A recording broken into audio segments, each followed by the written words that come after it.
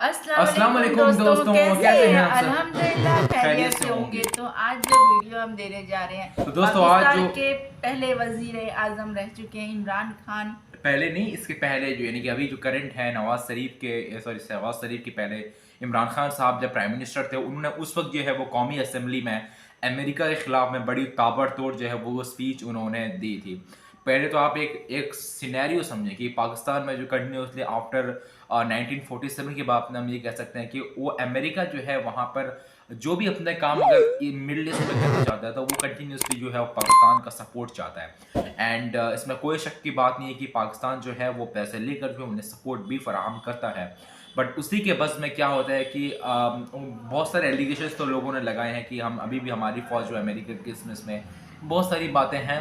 But Imran Khan एक ऐसे leader थे अपने वक्त में जो कि अमेरिका के खिलाफ में खड़े थे। उन्होंने कहा कि हमारे लोग, हमारा कानून, हमारा दस्तूर, तो आप कौन होते हैं बाहर के लोग? यानी कि इससे हम जब इंग्लिश में अगर लॉ की टर्म में समझे, जैसे कहते हैं कि सोवरेन स्टेट कहते हैं, तो इन्होंने कंप्लीटली सोवरेन स्टेट का बात किया है। तो उसी कुछ चीज़ को आज हम वीडियो में रिएक्शन देंगे तो कि हमारे क्या पुराने सब्सक्राइबर हमाद खान साहब ने ये बात हमें जो सजेस्ट की थी, तो उन्हीं के इसमें हम ये वीडियो तो बहुत बहुत शुक्रिया हमें इसी तरह कमेंट करने के लिए और सपोर्ट करने के लिए। आगे भी सपोर्ट कमेंट करते रहिए। चलो वीडियो स्टार्ट करते हैं। Let's go. पर इसलिए बात करना चाहता हूं कि ये मैं बड़ा, अगर मेरी सारी जिंदगी में जो मैं सबसे ज्यादा पाकिस्तानी होते हुए मुझे जिल्लत फील हुई है वो इस टाइम पे हुई, तो इसलिए मैं आज इसकी बात करना चाहता हूं। हमने फैसला किया कि जनाब हम फ्रंट लाइन स्टेट बन जाएंगे अमेरिका की वॉर ऑन टेरर। मैं उस वक्त एक सीट थी मेरी, तब भी मैं बार बार कहता था कि इससे जंग से हमारा ताल्लुक क्या है? अल-कायदा अफगानिस्तान बैठी हुई है, मिलिटेंट तालिबान अफगानिस्तान में, हमारे पास तो वो भी नहीं थे।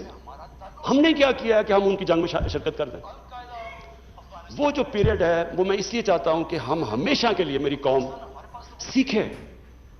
कौम, एक इंसान, एक इदारा आगे तब बढ़ता है जब अपनी गलतियों से सीखता है।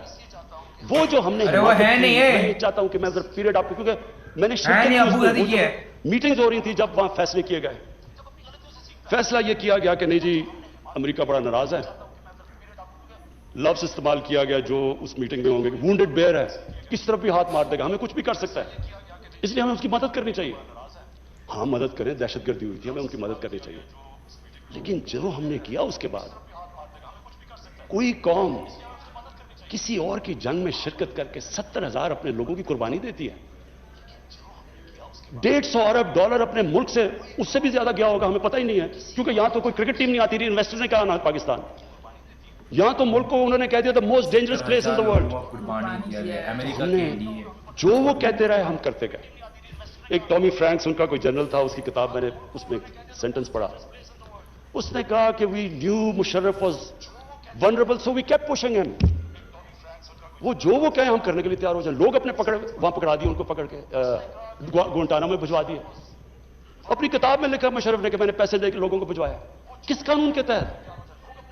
यानी जो अपने लोगों की, अपनी कौम की, अपने लोगों की, अगर वो हुकूमत ही उनकी हिफाजत नहीं करती तो और किसने उनकी हिफाजत करना है? पकड़ा दिया जनाब अमेरिका को, गुआंटानामो में पहुंचा दिया।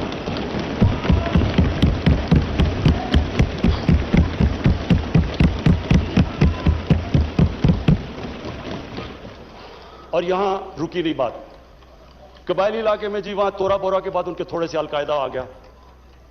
अलकायदा तोरा बोरा के बाद आ गए, ओपन बॉर्डर था कबायली इलाके में, हमें उन्होंने हुक्म किया कि आप जाके उनको अपनी फौज भेजो कबायली इलाके में। चंद 100 अलकायदा के पीछे हमने अपनी फौज भेज दी कबायली इलाके में। अब जब फौज कबायली इलाके में जाएगी, कोई जगह का नाम है या क्या है? उधर जो फिर उधर से वो ड्रोन अटैक करें, वहां हमारे शहरी मर जाएं, उधर हमारी फौज जिसको पता ही नहीं कि किसके पीछे जा रहे हैं, चंद 100 लोगों के पीछे कबायली इलाके में गए। उसका नतीजा क्या हुआ? आधा हमारा कबायली इलाके के लोगों ने नकल मकानी की। वो कबायली इलाका अभी तक कहीं रिकवर नहीं किया। मेरी तरह का आदमी जो कहता गया कि ये गलत हो रहा है, मुझे तालिबान खान बना दिया। यानी वो मैं जब कहता था अफगानिस्तान में कोई मिलिट्री सोल्यूशन नहीं, जनाब ये प्रो तालिबान है। वो जो पीरियड था, असद कैसर साहब, स्पीकर साहब, हमारी तारीख का सबसे, मैं अगर मुझे से कोई पूछे सबसे स्याह वक्त था। हमें पता ही नहीं है कि दुश्मन कौन है, दोस्त कौन है। अमेरिका हमारा दोस्त है? कभी ये सुना है कि आपका दोस्त अपने मुल्क में बमबारी कर रहा हो? कई दुनिया में ये सुना है कि आपके मुल्क में ड्रोन अटैक्स कर रहे हो? आपका एला है। अच्छा, वो जो लोग मरते थे, जिनके किसी देश का वो बीवी बच्चे मरते थे जब बम फटता था, वो जाके वो बदला किससे लेते थे? वो पाकिस्तानी फौज और पाकिस्तान से। दोनों तरफ पाकिस्तानी मार रहे हैं। मैंने जब पूछा कि ये आप जब उठाता था ये क्या कर रहे हैं, क्यों इजाजत दी हुई है? वो आगे से कहते थे कि क्योंकि पाकिस्तान नहीं इनके पीछे जा रहा, लिहाजा हमें वो करना पड़ता है। स्पीकर साहब, हमारा 30 साल से बैठा हुआ है लंदन के अंदर एक दहशतगर्द, उसको ड्रोन मारेंगे तो क्या वो इजाजत दे देंगे हमें? अब सोचिए, अगर इंग्लैंड में हम ड्रोन अटैक करते हैं उसके ऊपर, तो क्या इजाजत देंगे वो हमें? तो अगर वो नहीं इजाजत देंगे,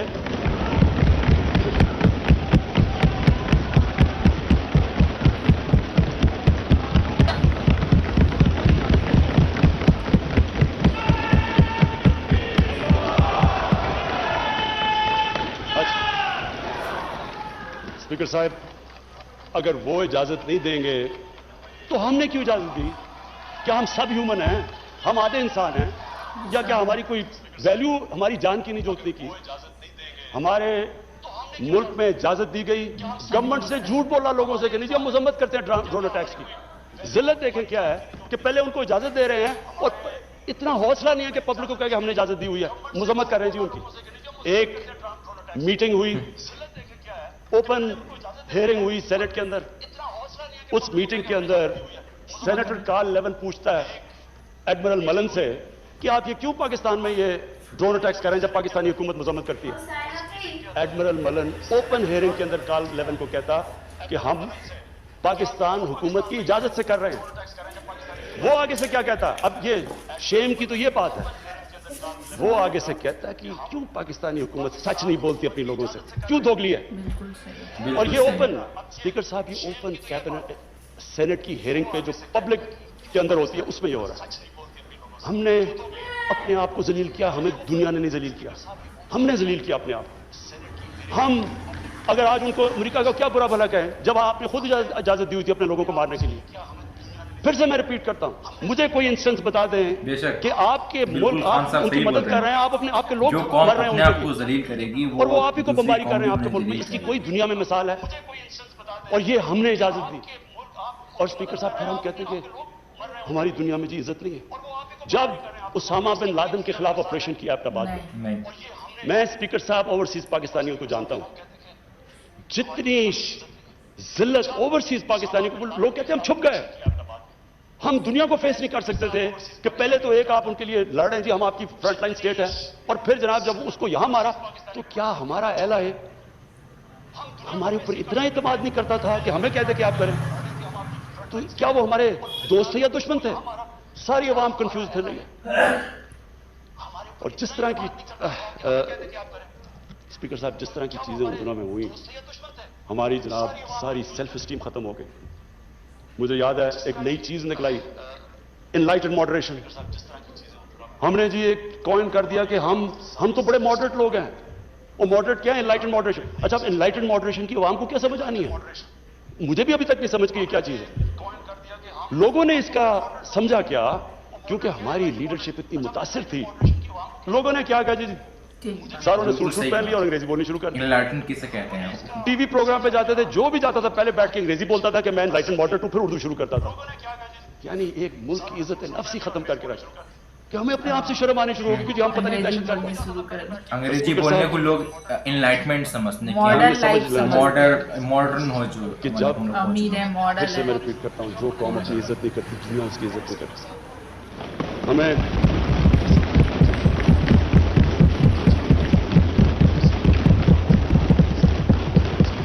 मेरे से पूछा गया जी उनकी इज्जत क्या पाकिस्तान बेसिस देगा अमेरिका को?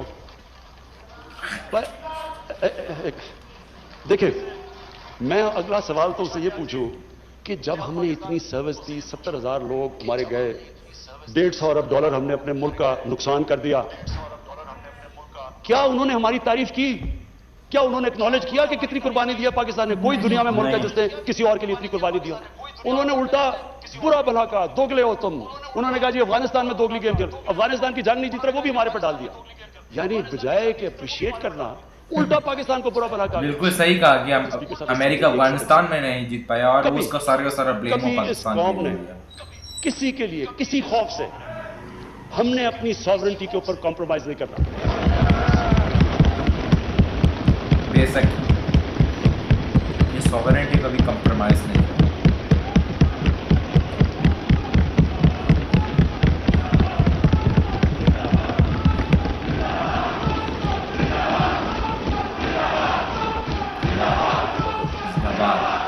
जिंदाबाद अफगानिस्तान जिंदाबाद। अफगानिस्तान ये वाकई हमारे लिए एक बड़ा मुश्किल अब वक्त आ रहा है। मैं अपनी सारी कौम के सामने एक चीज़ कहना चाहता हूँ, हमने जितनी कोई, और अब ये भी मैं कह दूं कि हमारा जो हमारा और अमेरिका का इस वक्त इंटरेस्ट है वो एक ही अफगानिस्तान है। वो भी शुक्र है इतनी देर के बाद इस नतीजे पे आ गए हैं कि अफगानिस्तान में मिलिट्री सोल्यूशन नहीं है। जल्दी आ जाते तो शायद इतना ज्यादा खून ना होता।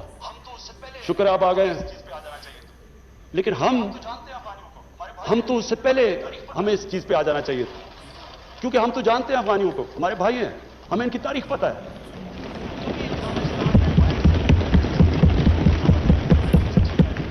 कभी अफगानिस्तान ने बाहर से इंटरफेरेंस एक्सेप्ट नहीं की, चाहे वो अंग्रेजों का देख लेते 19वीं सेंचुरी में, चाहे रूसियों का देख लें, सोवियट्स का, और चाहे ये जो इतनी लंबी सारी अमेरिका की तारीख में सबसे बड़ी जंग के बाद वो भी इस नतीजे पे पहुंच गए कि कोई मिलिट्री सोल्यूशन नहीं था।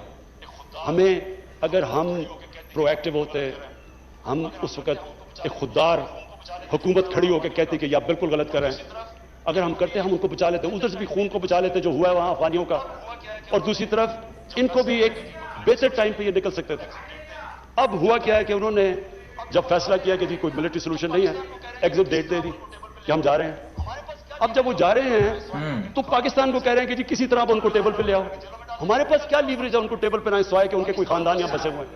क्या उनके खानदानों को पकड़ के जेलों में डाल दें? क्या करे? और पाकिस्तान तो सिर्फ उनको कह सकता है ना कि मिलिट्री सोल्यूशन के ऊपर अगर आप जाएंगे तो वहां सिविल वॉर लंबी हो जाएगी तालिबान को, और सिविल वॉर लंबी होगी, अफगानिस्तान की भी तबाही है और पाकिस्तान उसके बाद वो मुल्क है जिसको नुकसान होगा। लेकिन इसके बाद जब वो डेट दे चुके हैं, इससे ज्यादा हम लीवरेज क्या करेंगे? और मुझे बड़ा अफसोस होता है, मैं प्रेसिडेंट गनी को भी मिला हूं, मैं उनके अफगानिस्तान भी गया, उनके यहां भी लीडर्स को मिला, मैं उनको समझा के ये कह चुका हूं कि हमारा इंटरेस्ट है अफगानिस्तान में इस वक्त अमन हो। हम आगे इकोनॉमी का सोच रहे हैं, हम सेंट्रल एशिया का सोच रहे हैं, हमारी रीजनल हमारी टाइज हैं ताजिकिस्तान के साथ, उज्बेकिस्तान के साथ, रेलवे हम बन रहे हैं, हम तो आगे का सोच रहे हैं। तो हम तो चाहते हैं अमन हो, हम ना कोई स्ट्रेटेजिक डेप्थ चाहते हैं अफगानिस्तान में, हम ना कोई फेवरेट्स चाहते हैं, ना हम कोई पार्टीज को चूज करना चाहते हैं। जो अफगानिस्तान के लोग चाहते हैं हम उनके साथ हैं।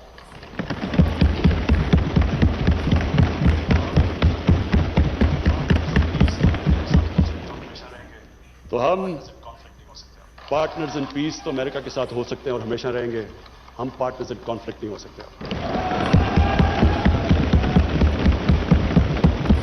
तो खान साहब के मुंह से निकले हुए एक एक जुमले दिल को छूने वाले थे। दिल नॉट ओनली दिल को छूने वाले थे, बल्कि इन्होंने बहुत रियलिटी बात कही है। बिल्कुल पहले तो 2-3 बात मैंने जो एनालिस की है वो ये किया कि देखिए किसी भी स्टेट की जो है वो आप उसकी सोवरेनिटी को आप बिगाड़ नहीं सकते। मुझे समझ में ये नहीं आता कि हाउ पाकिस्तान जो अपनी सोवरेन स्टेट को बिगाड़ रहा है। सोवरेनिटी का मतलब होता है कि खुद की पॉलिसी है, खुद का लॉ है, खुद की फौज है, खुद की आवाम है, ये सारी चीज़ें बाउंड्री के हदूद में ही होती है। और यहाँ पर इन लोगों ने अमेरिका को कैसे इंटरफेयर करने दी, और ये मैं भी देख रहा हूँ कि 75 ईयर से जो है वो अमेरिका को इंटरफेयर उन लोग का वहाँ की अभी हम लोग के घर में कोई बाहर वाला इंटरफेयर करेगा तो वो सही नहीं होगा, ऑटोमेटिक घर टूटी जाएगा।